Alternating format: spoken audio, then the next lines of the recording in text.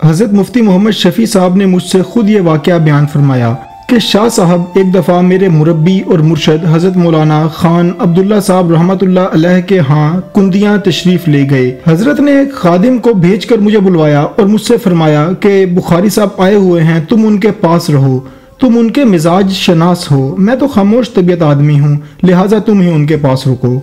उन अय्याम में एक रोज़ असर की नमाज में शाह जी और मेरे हज़रत रहमतुल्लाह अलैह बा जमात नमाज में साथ साथ ही खड़े थे। जब नमाज से फारिग हुए तो मेरे हज़रत ने फ़ौरन ही फरमाया, मोहम्मद शफ़ी तबकाते शाफिया की आखिरी जिल्द जल्दी से ले आओ। मैं लेकर आया तो फरमाने लगे, फ़लाँ बाब निकालो और बुलंद आवाज़ से पढ़ो। मैंने वो बाब निकाला और बुलंद आवाज़ से पढ़ा तो शाह जी रोने लगे और हज़रत ये कहकर तशरीफ़ ले गए, शाह साहब बात समझ में आ गई होगी।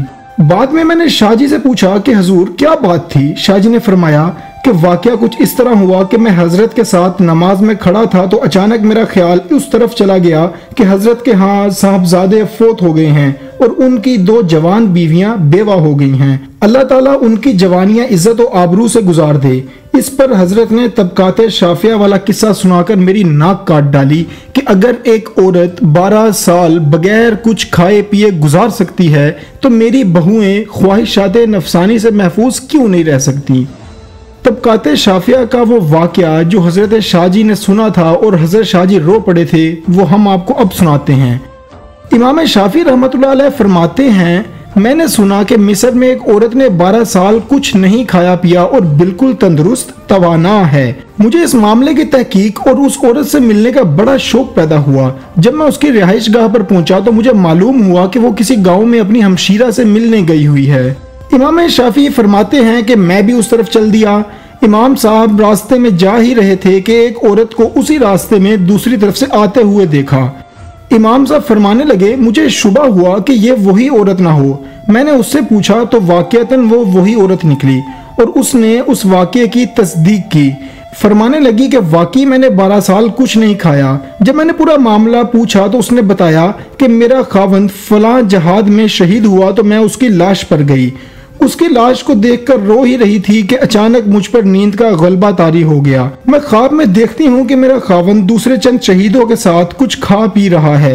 मेरे खावंद ने साथियों से कहा कि ये मेरी दुनिया की बीवी है, इजाजत हो तो इसे कुछ खाना दे दूं। उन्होंने इजाजत दे दी तो उसने उसमें से कुछ खाना मुझे दे दिया जिसे मैंने खा लिया। इसी असना में मेरी आंख खुल गई। उस गज़ा का जो मैंने ख्वाब में खाया था उसका जायका अभी तक मेरी जुबान पर था।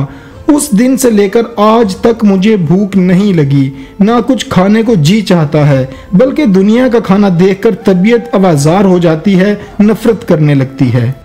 ये वो वाक़या था जो शाह जी को उनके पीर, उनके मुरब्बी, उनके मुर्शिद ने उस किताब से निकलवा कर पढ़ाया और सुनाया था, जिसे सुन के शाह जी रो पड़े थे। और इस चीज का वाक़यतन शाह जी को जवाब मिल गया था कि वो बेवा अपनी उम्र किस तरह गुजारेंगी, कि शुहादा मरा नहीं करते और शुहादा की बीवियां इज्जत और आबरू से जिंदगी गुजार लिया करती हैं।